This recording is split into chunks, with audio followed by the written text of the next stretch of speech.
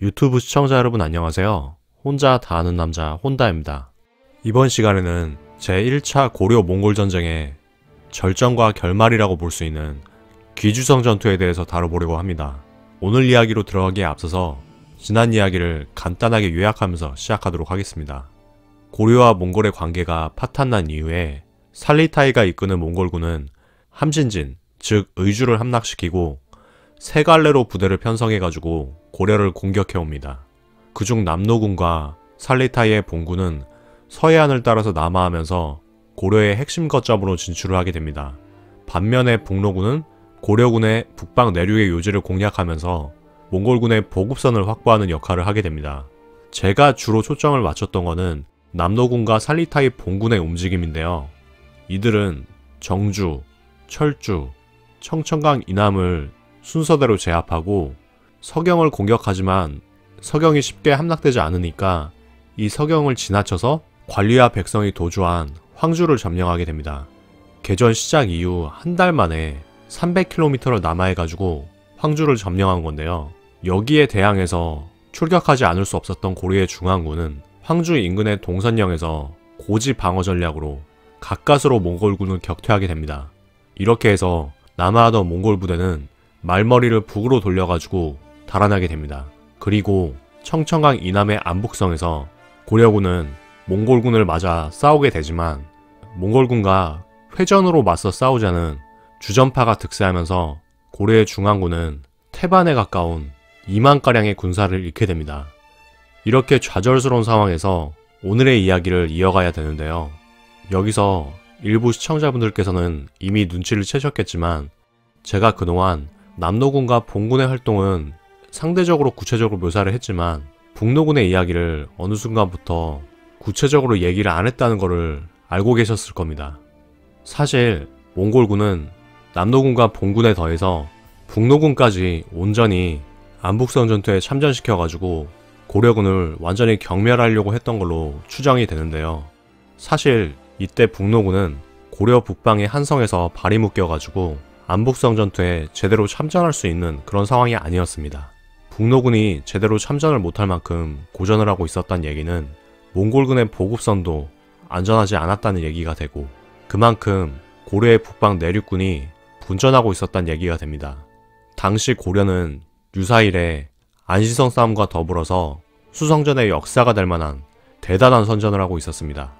그러면은 고려군이 거두고 있었던 성과를 고려사 그리고 고려사 저료 등의 기록을 바탕으로 상황극으로 전해드리도록 하겠습니다.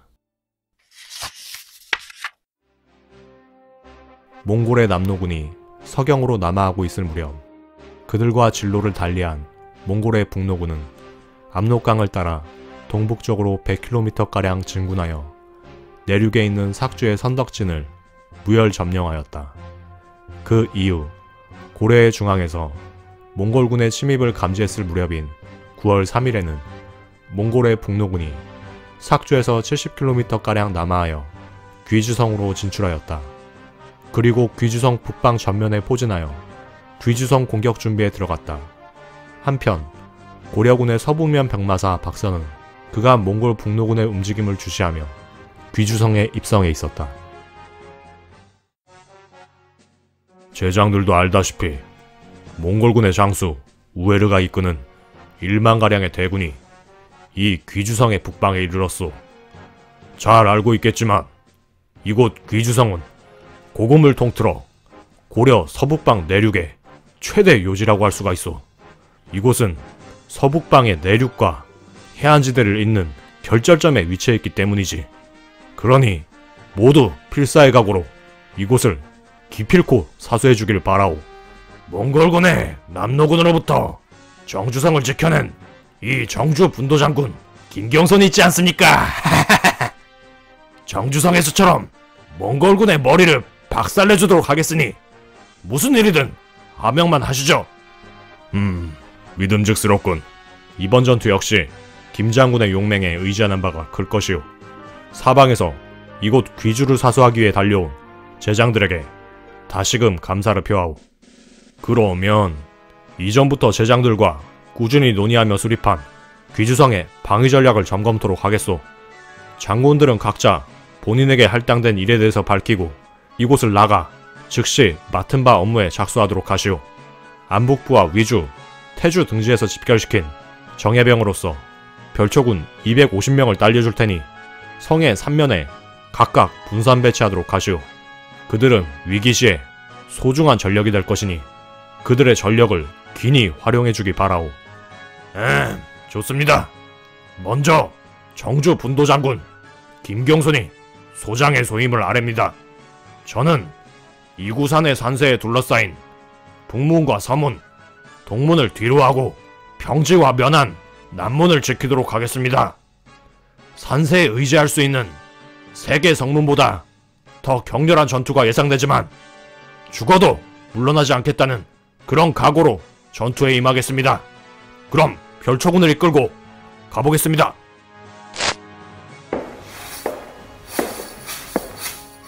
박서장군, 삭주 분도장군 김중훈이 아래입니다. 삭주를 적에게 넘겨주고 이곳에 입성한 만큼 책임감을 가지고 이성의 허리인 동문과 서문을 기필코 사수하도록 하겠습니다.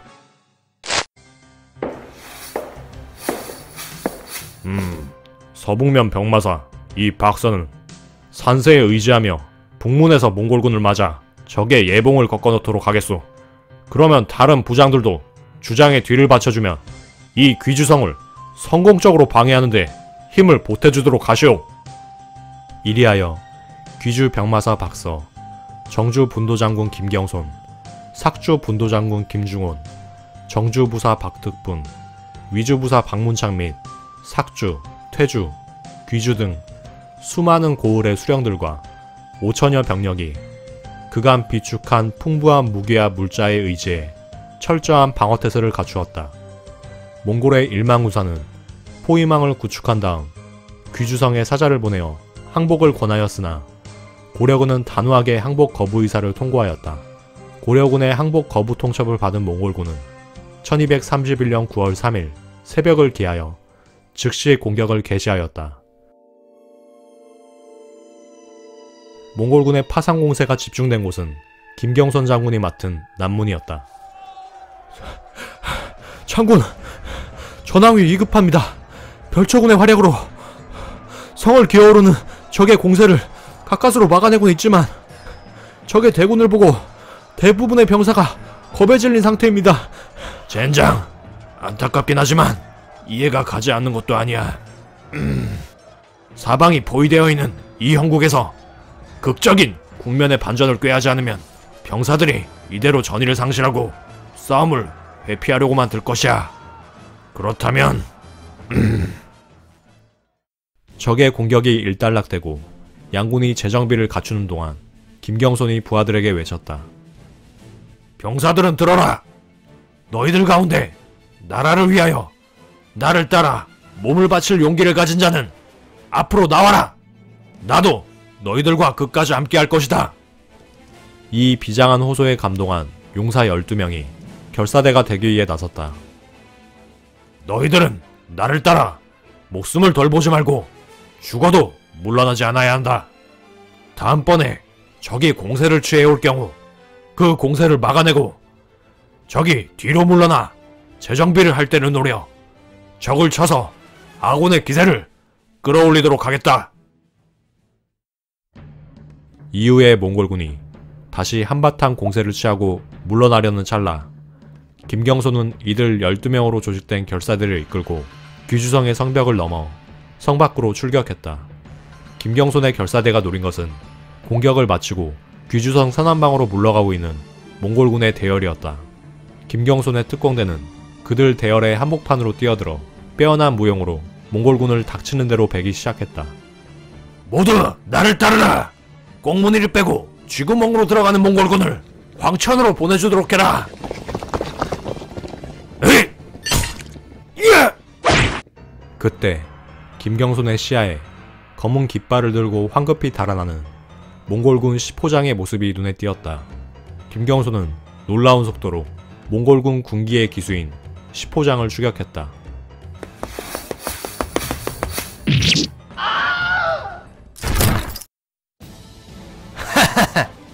이런 비루한 몽골놈 같으니 기수가 깃발도 제대로 지키지 못하고 저승으로 달아나서야 되겠느냐?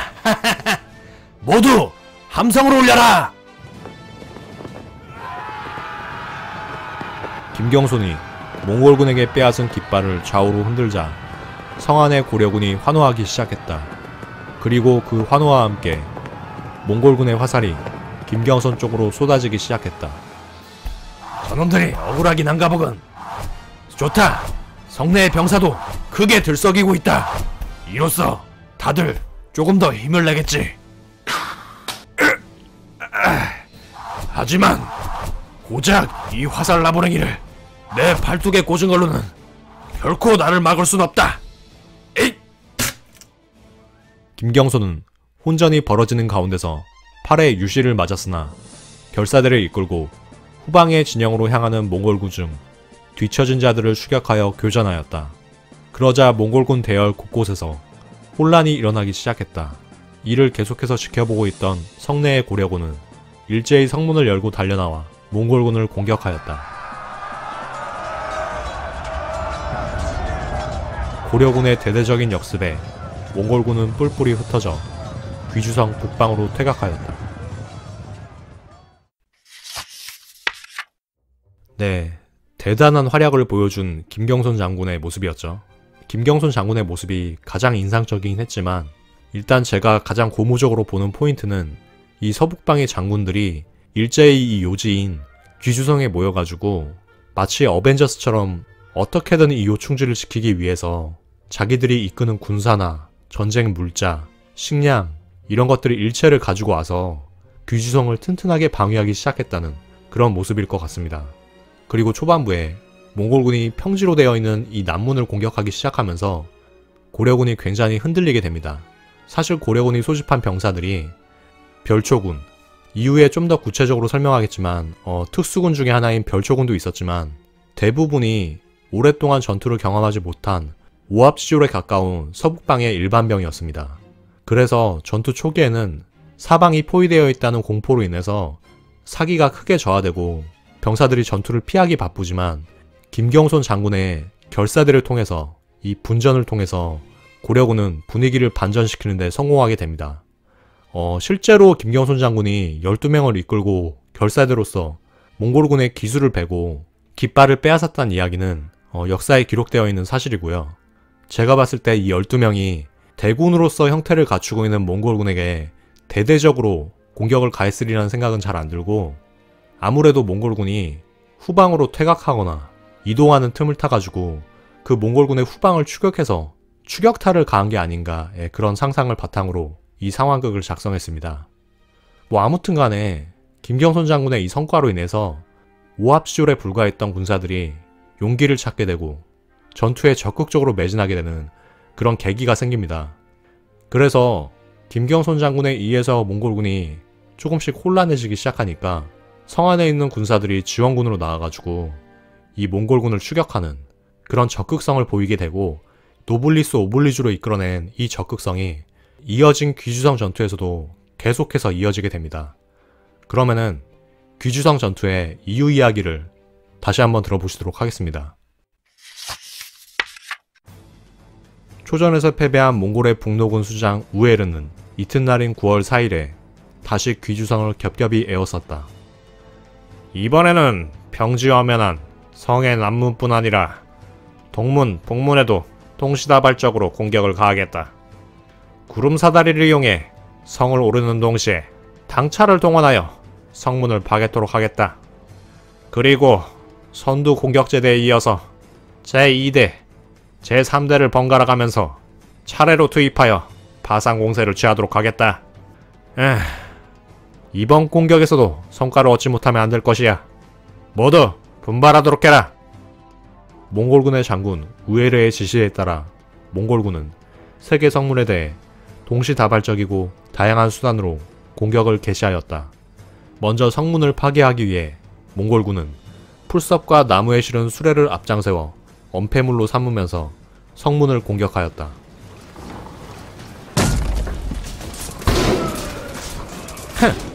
고려군의 화살세례 따윈 두려워하지 마라.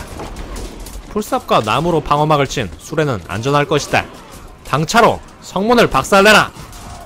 이에 대항하기 위해 고려군의 대장 박선은 즉각적으로 대응하였다. 성문에 근접한 몽골군의 수레를 끓인 쇳물을 쏟아서 태워버려라. 그리고 그 쇳물을 포차에도 장전하여 곳곳에 몽골군에게 흩뿌려주도록 하여라.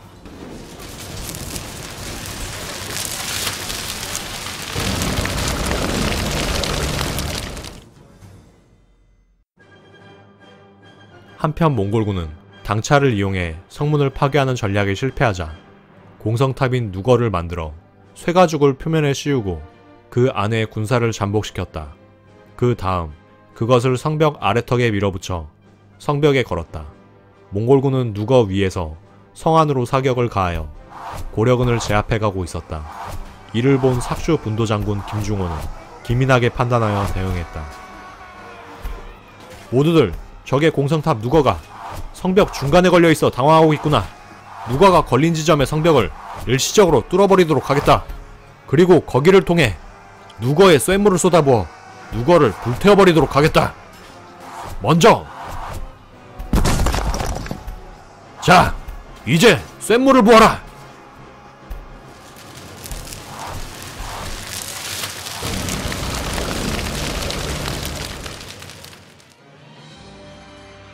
다시 한번 쓴맛을 본 몽골군은 주 공격 대상 지점을 다시 남문으로 전환하였다. 그리고 거대한 포차 15대를 성 남문 밖 수십보 지점에 대루상에 거치하고 남문의 물루를 향해 포격을 가하였다.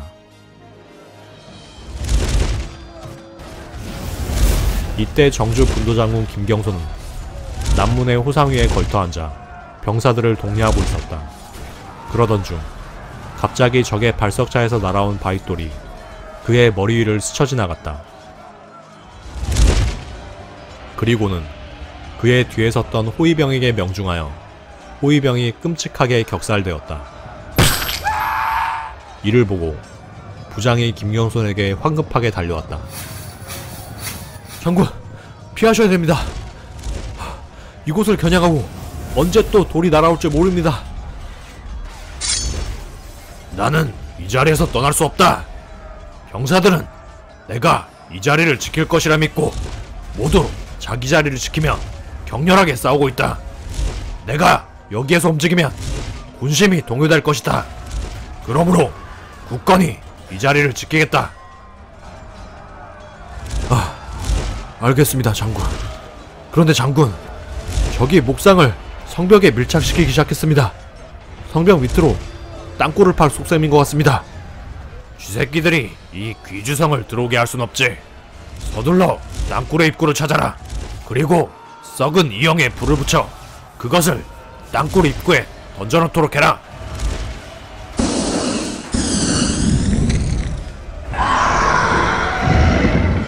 군사들이 김경손의 말에 따라 대응하자 목상을 엄폐물로 삼아 굴을 파고 있던 몽골병들은 대부분 불에 타 죽고 말았다. 몽골군은 9월 3일부터 10월 초순까지 귀주성을 포위하며 한 달 가까이 총력을 기울여 귀주성을 공격하였으나 박서와 김경손 등 명장들의 임기응변과 고려 군민의 선전으로 번번이 공격을 저지당하였다. 그러자 전열을 정비하기 위하여 포위망을 풀고 귀주성 사방의 통로를 차단한 채 한동안 귀주성을 바라보기만 하며 대치하였다. 그러면서 10월 중순까지 약 반개월 동안 움직임을 보이지 않았다.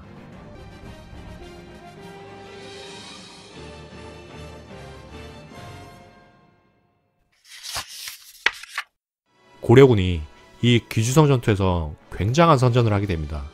고려군의 이런 선전은 군조직과 전투 상황에서의 임기응변으로 나눠서 설명을 할 수 있을 것 같습니다. 그러면은 군조직에 대한 설명을 간단하게 하도록 하겠습니다.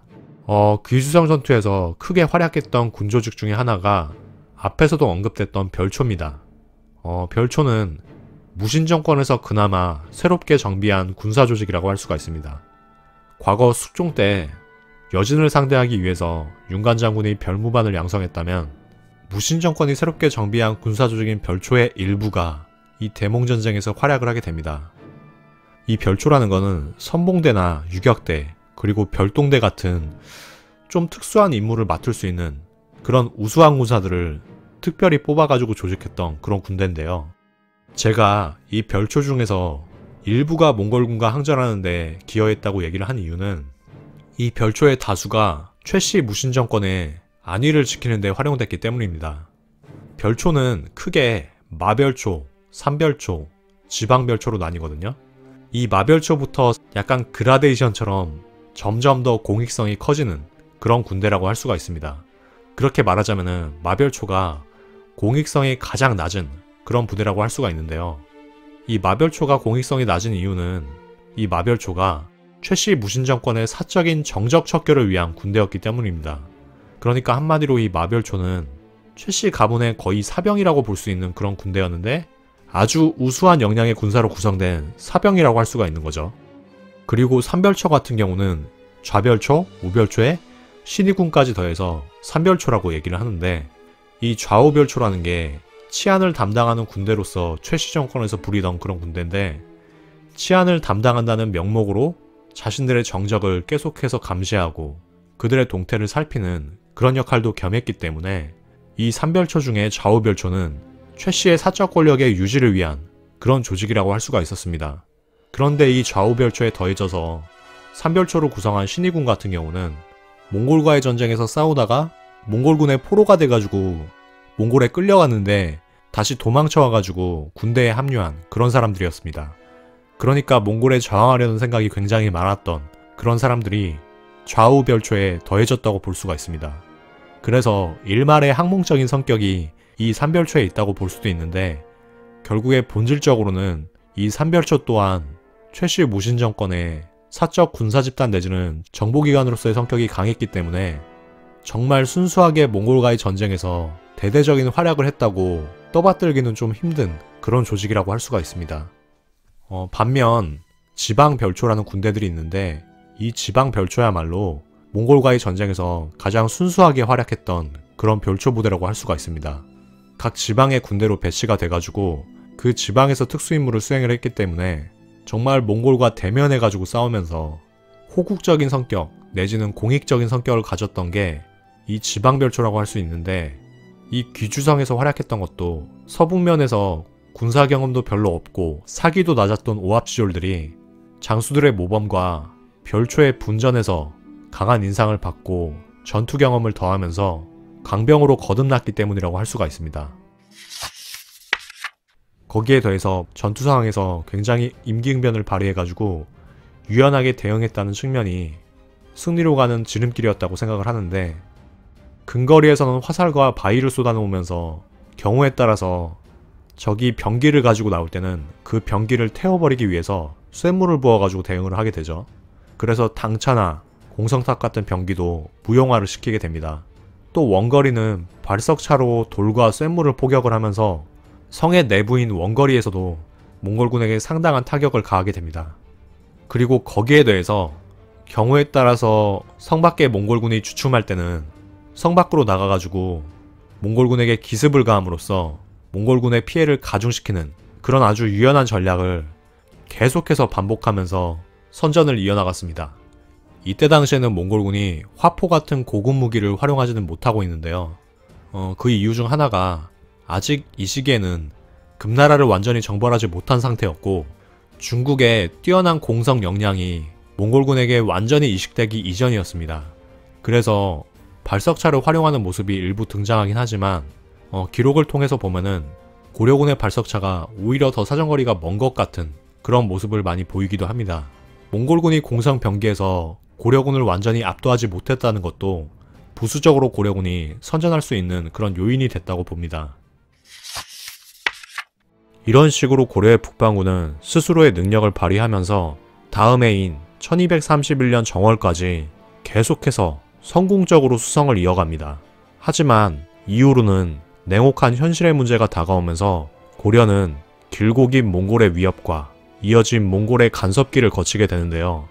오늘 시간에 다소 환타지적인 승리를 뒤로하고 이런 현실의 문제에 대해서는 다음 방송을 통해서 주요 이슈를 조망하면서 살펴보도록 하겠습니다. 그 이후에는 다시 세계관을 유라시아 대륙으로 넓혀서 원의 세망사 그리고 다른 몽골의 여러 칸국과 신흥 세력들에 대한 이야기를 전해드리도록 하겠습니다. 이 영상이 유익하거나 재밌으셨다면 구독과 좋아요, 그리고 알림 설정까지 부탁드리고요. 댓글로 여러 의견 남겨주시면 이 방송을 지속하는 큰 힘이 되겠습니다. 남겨주신 견해에 대해서는 최대한 건설적인 피드백을 드리도록 노력하겠습니다. 감사드립니다.